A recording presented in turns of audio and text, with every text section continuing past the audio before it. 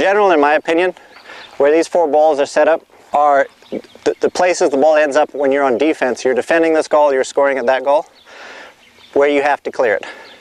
And there's all different ways they end up in these positions, but typically these close balls happen when people are running parallel to the back line, and the balls that are further out happen when the play comes from the center of the arena and there's a bounce off, and now our player is moving to those balls.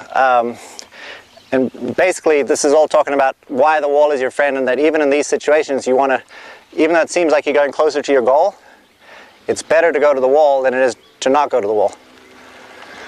What I mean by that is to show, let's say, what people typically do. So if you're coming through here and they had it on the wall, they get it off the wall, you ride your man off, you have control of the play. What a lot of people do, they come to this ball and they have a guy beating on him, riding him off, and they try really hard to dig this ball out and flick it back into the middle of the arena. Well, typically the person riding him off rides him over the ball, they get the first flick out, they lose that play, then the next players that come through have a back shot opportunity on goal. The best way to defend this ball is you're coming through, and you can hit this shot even if it's right under your horse's nose if that guy's pushing on you. It's not a neck shot. It's, for lack of a better term, it's a reverse cut shot. So instead of cutting it away from your horse, it's still a straight swing, but you're cutting it underneath your horse's neck, into the wall. And so what you're trying to do is you go and you hit it like that.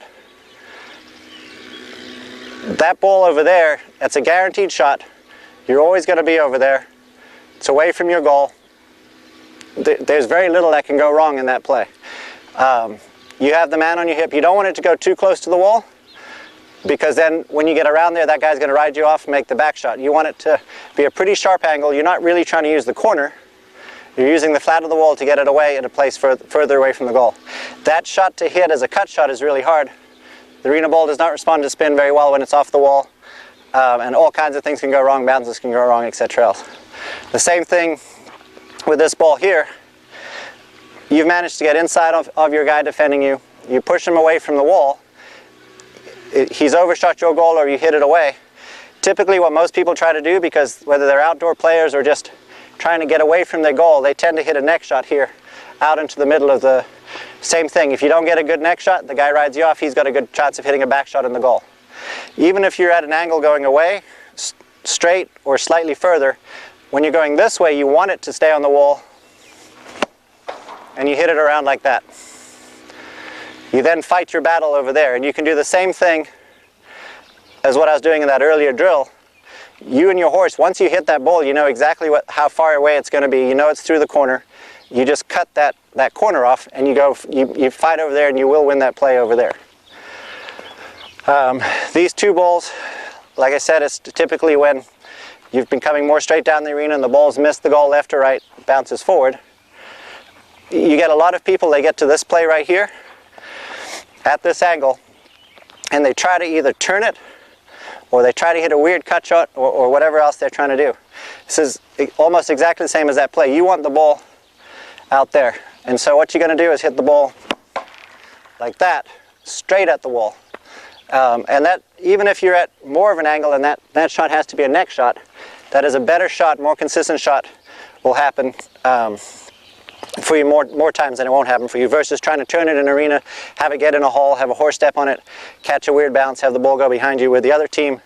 All of these plays are about the other team not getting a shot if you make a mistake. If you make the shots that I'm telling you, even if you don't hit it well, they don't have a clear shot on goal. If you try to turn it or flip it out, hit a cut shot, they will get a clean shot on goal. And this is the same deal. You get people coming at this angle, and they always try to hit a neck shot over there. Same thing, if you've got a guy riding you off on the left, you catch a piece of it, whatever else, he's going to have a shot at the goal. When you come to it, if you hit it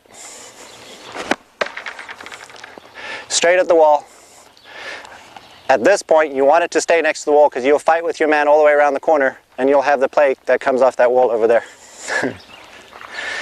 Well, as corny as that sounds, the overall premise is the wall is your friend. And as I discussed earlier, what we used to do as a team, when you go into an arena that you haven't played in before, you haven't played in much, take your foot mallets and go do this.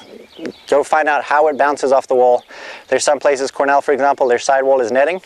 That's completely different than UVA that has a low wall. It's completely different than Brushy Creek that has a high wall that bounces correctly. So get out there, have a general game plan on how you want to defend it around your goal, how you want to attack and go manage the corners, but get out there before you play your game with your foot mallet and go learn how the ball bounces in that arena that you're not used to.